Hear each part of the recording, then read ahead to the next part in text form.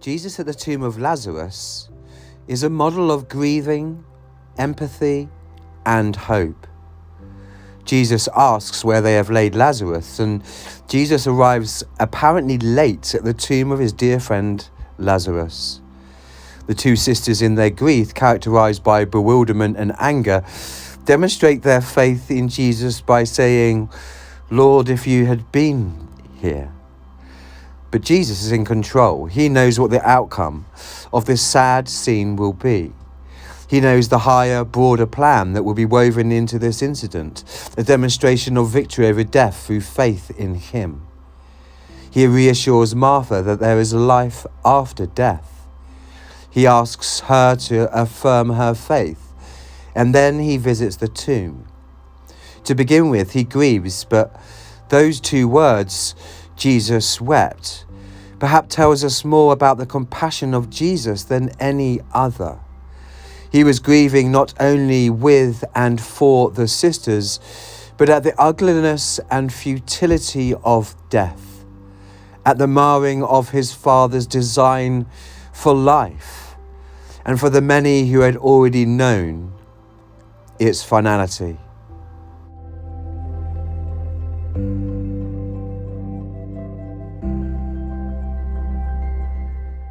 Even as Jesus grieves, his words and actions remind us what our attitude should be. Jesus was fully human and fully God. This scene beautifully illustrates that fact. God is in control, yet he weeps the tears of human loss and compassion, and then he prays, and they wait. There is so much waiting and empty silence in grief.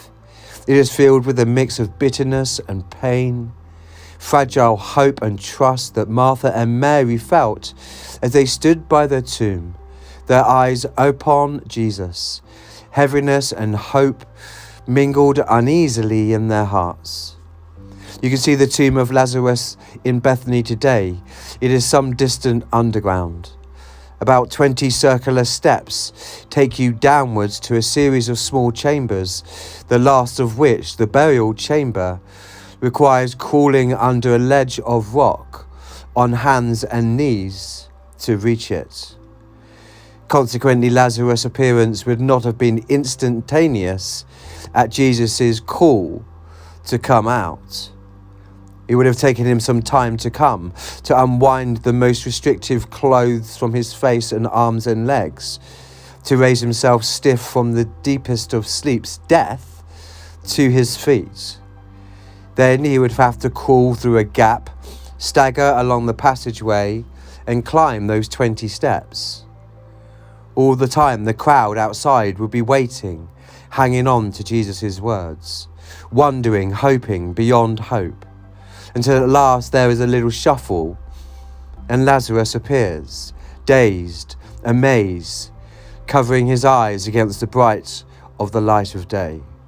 And pandemonium of joy breaks loose. Grief is gone in a moment, and the power of love and victory of the one who gives us eternal life is demonstrated on earth. He weeps. He stands with us in grief. He waits with us, but he is in control. He has power over death and has the gift of eternal life.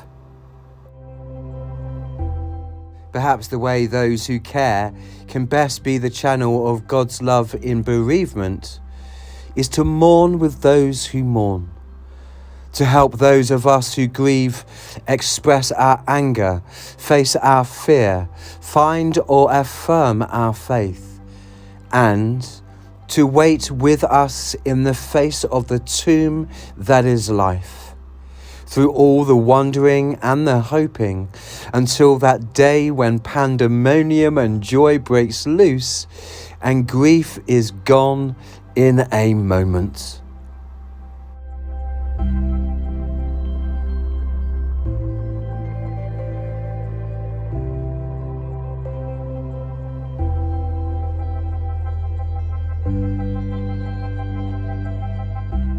Robert Browning wrote, If I stoop into a dark, tremendous sea of cloud, it is but for a time. I press God's lamp close to my breast. Its splendour, soon or late, will pierce the gloom. I shall emerge one day.